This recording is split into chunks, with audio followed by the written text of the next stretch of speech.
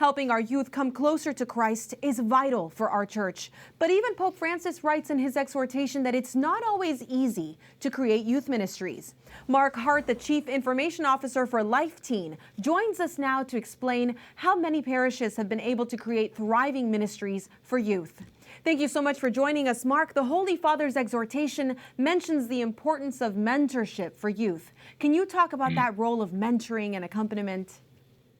Absolutely. Pope Francis really picked up where Pope St. John Paul II had left off, and obviously Pope Benedict as well, with the World Youth Days and with a real emphasis on the youth. And Pope St. John Paul II, he used to use the walk to Emmaus from Luke 24 as his signature example of what it means to walk with youth, where Christ draws near to two souls who are really asunder, two souls who are really struggling.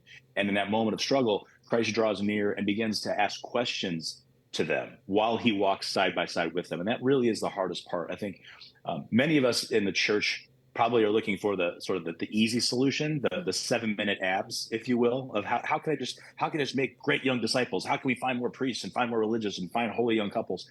And we want the quickest solution. What's the one workbook, the one resource, the one video? When the reality is, that's not what youth ministry really is. That's just youth resourcing. Youth ministry is to draw near to a young soul, to enter into their life in a relational way, in a safe, compliant, obviously, but an intentional relational way, and to walk with them, beside them. And as you know, in the road to Emmaus, he's walking them to the altar. They don't realize where they're walking, but he's walking them right to the Eucharist, right to the sacraments, right to the church.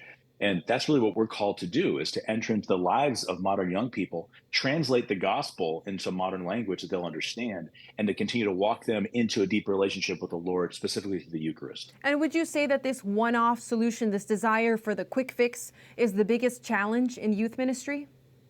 I think it's one of the biggest challenges. I think there are some parishes that just say, teenagers they're messy and they're irreverent and they're not going to pay attention, so we're not going to do anything. And other parishes say, okay, well, we'll throw a little bit of money at it. We'll get a resource, and we'll just say that's enough. That's what you have to do. We'll put them in a classroom and just talk at them. When the reality is, like any of us, when we have had our conversion moments in life, when we've drawn closest to the Lord, it's most often because someone has been Christ to us, has introduced Christ to us. Now, admittedly, in the 21st century, that takes a lot of patience, especially with a screen-obsessed generation, especially with a generation that is more accustomed to looking down than looking up. So it takes patience, and it takes souls, it takes mentors who are willing to walk the walk, not just talk the talk, and willing to enter into what can be messy sometimes. We know modern families can be very messy. We know the modern world obviously is very messy. We know philosophically, ideologically, a lot of our young people are being taught and are online and even in classrooms by people who do not necessarily share our faith and our values and our ideological viewpoint. So it takes mentors, it takes men and women who are willing to go above and beyond, to volunteer their time as catechists, as core members, as leaders, and enter into the fray at this period in salvation history to help young people to come to know and to see and to hear the face of Christ, the voice of Christ amidst the noise in the world around them. Well, that's interesting that you describe that physical posture, the looking at the world rather than looking at the transcendent. The sacraments are especially the Holy Eucharist are especially a great place to start when building a relationship with Jesus Christ. You know that. But it's one of the fundamental approaches of Life Teen, something that a lot of groups don't do. Can you expand on why that's important? Absolutely. So Life Teen, we are dedicated to the Blessed Virgin Mary and the Eucharist. We're consecrated to the Virgin Mary, and we're devoted to the Eucharist. So our own staff, our own missionaries on a daily basis, beyond daily mass or daily holy hour, we really believe that if we're going to see a lasting transformation in a young soul, they have to be anchored and rooted in those two, the Eucharist and the Blessed Virgin. So rather than saying, yes, Mary's behind us, we have a strong devotion to Mary, believing that her prayer is really central, and believing that if you're not rooted in the sacraments, if you're not rooted in the Eucharist, well, really, I mean, you can be led astray anywhere. It's that rooting in that real presence, that one true real presence, body, blood, soul, and divinity, that's going to keep you anchored through all the storms of life. And it was that classic. There was a classic vision of St. John Bosco when he saw that the church was in torment and under attack from all different sides. And in this vision, he saw the Pope was on the wheel of the ship, Hmm. and the ship is the church. And there was this vision of these two pillars that rose out of the ocean while the ship was being attacked. And on one pillar was the Blessed Virgin, on one pillar was the monstrance with the Holy Eucharist.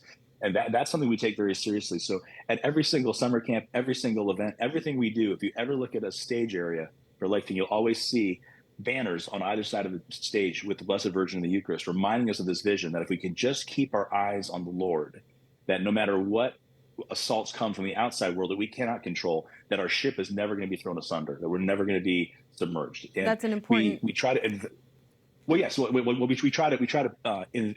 invest that in every single young soul that we encounter, whether it's in middle school and high school, any of our college students or missionaries, to say, if you can just stay anchored to these two pillars, you are going to be okay, and you're going to see the Lord. It's a prophetic vision. Really quickly, youth evangelizing youth.